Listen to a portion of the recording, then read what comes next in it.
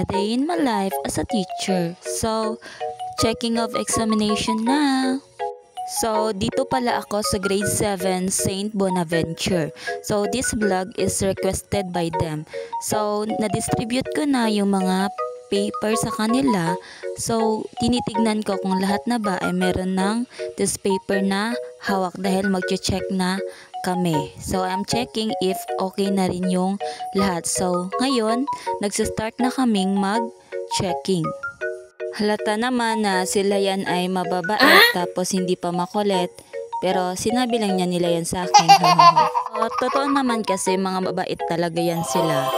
So ito na, ako yung nag-a-announce ng letters dyan kung ano yung tamang sagot. At nakikinig naman sila yan. So busy ako dyan sa kakasalita sa kanila.